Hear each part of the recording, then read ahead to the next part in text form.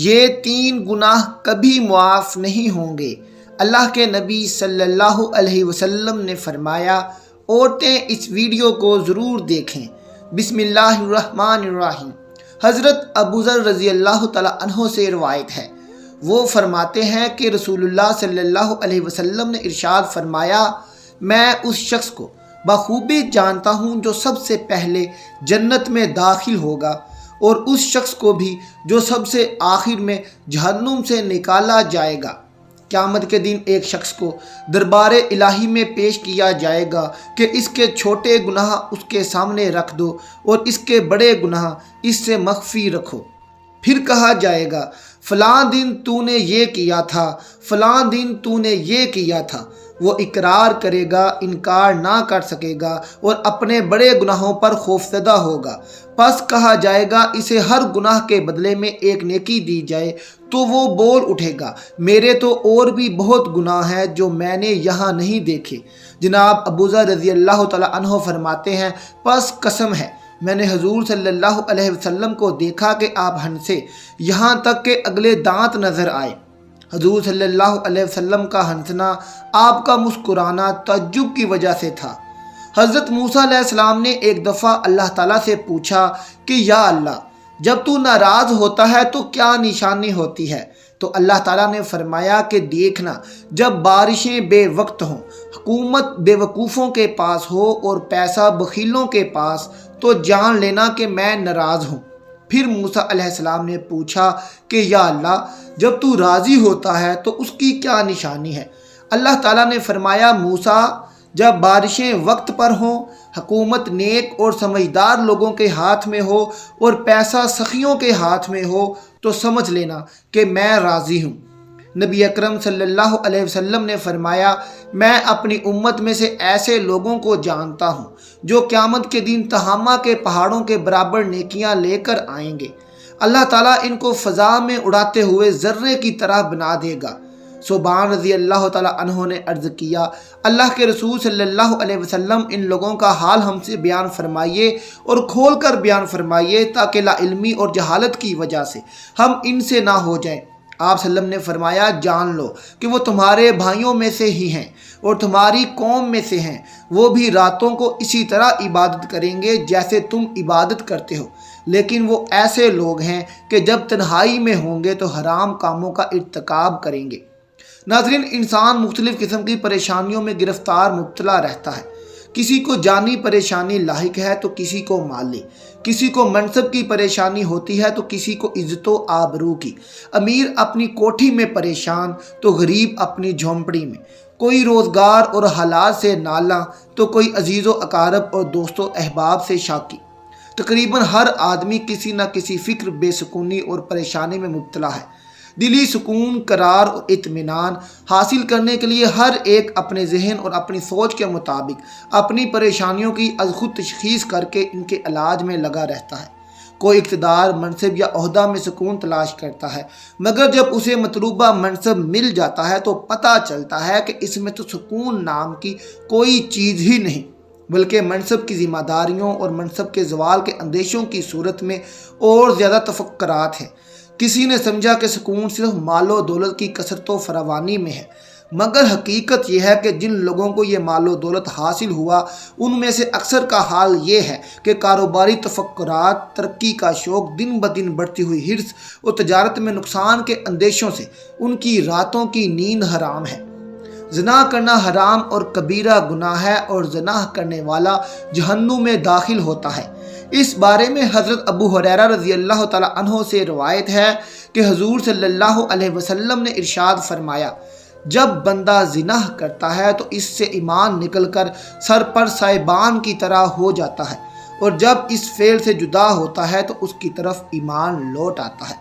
حضرت عبداللہ بن عباس رضی اللہ تعالیٰ عنہ سے روایت ہے کہ آپ صلی اللہ علیہ وسلم نے فرمایا کہ جب کسی قوم میں خیانت ظاہر اور کھلم کھلا ہونے لگتی ہے تو اللہ تعالیٰ اس قوم کے دل میں اس کے دشمنوں کا خوف اور ڈر ڈال دیتا ہے، اور جب کسی قوم میں زنا کاری پھیل جاتی ہے تو اس قوم میں بکثرت اموات ہونے لگتی ہیں، اور جو قوم नाप तोल में कमी करने लगती है, उस कौम की रोज़ी तंग कर दी जाती है। और जो कौम नाहक फैसले करने लगती है, उस कौम में खून रेजी फैल जाती है। और जो कौम अहद शिकनी और बदअहदी करने लगती है, उस कौम पर उसके दुश्मन को गालिब और मुसल्लत कर दिया जाता है।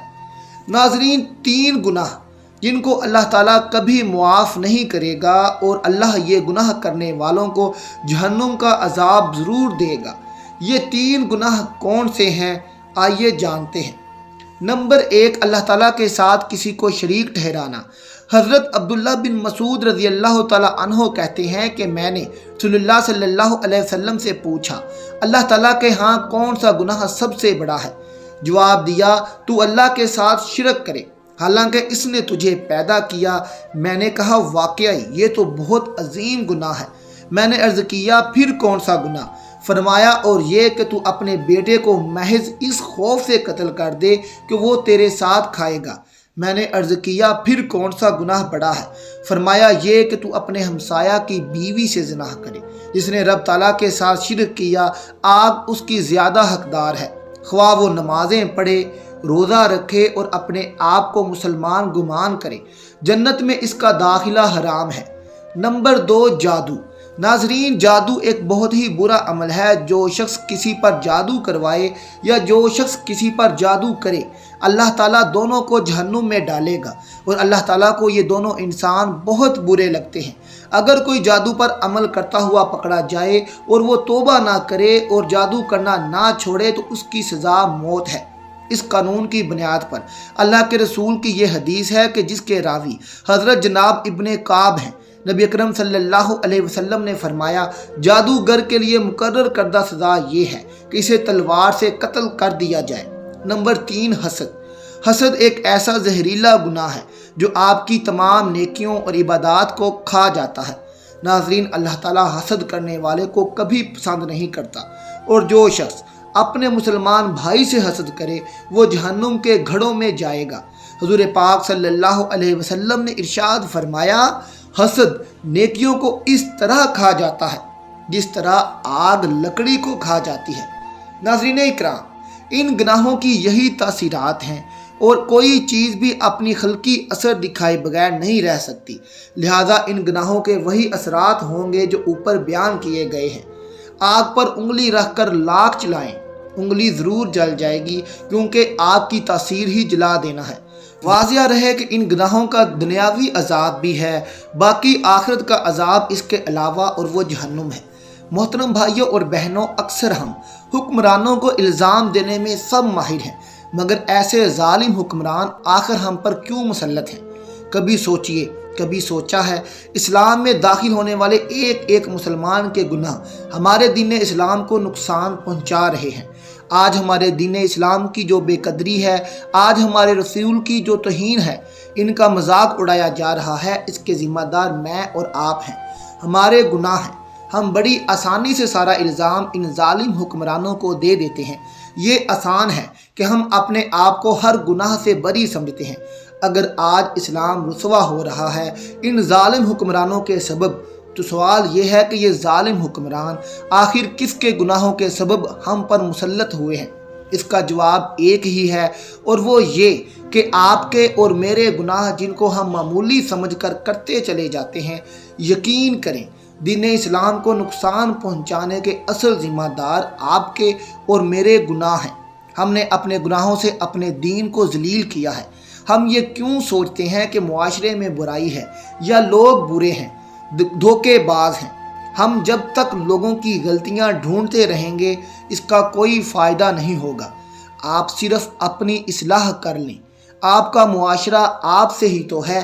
आपकी इस्लाह आपके अहले खाना की इस्लाह कुछ ही वक्त बाद पूरे मुआशरे की इस्लाह बनकर सामने आएगी। और मुसलमान की तो दुनिया भी दीन से है। मुसलमान अगर दूसरी कौमों को देखकर उनके कदम ब कदम चलकर दुनिया हासिल करना चाहेगा, तो वो पस्ती की गहराइयों में और गिर जाएगा और अपनी असल मंजिल से ज़्यादा दूर होता चला जाएगा। अल्लाह ताला हमें इन 3 गुनाहों से बचने की तौफीक दे। आमीन सुम्मा आमीन। आखिर में नाजरीन, अगर आपको हमारी ये वीडियो पसंद आई हो तो इसे अपने दोस्तों में शेयर ज़रूर कीजिए। تاکہ وہ بھی اپنی زندگی کو اچھے طریقے سے سنوار سکیں۔ کمنٹ باکس میں اللہ تعالیٰ کے 99 ناموں میں سے ایک نام ضرور ٹائپ کریں۔ ملتے ہیں آپ سے اپنی اگلی ویڈیو کے ساتھ، تب تک اپنا اور اپنے پیاروں کا بہت خیال رکھیے گا۔ اللہ حافظ، اور ہمارے چینل کو سبسکرائب بھی کر دیجیے گا۔ شکریہ۔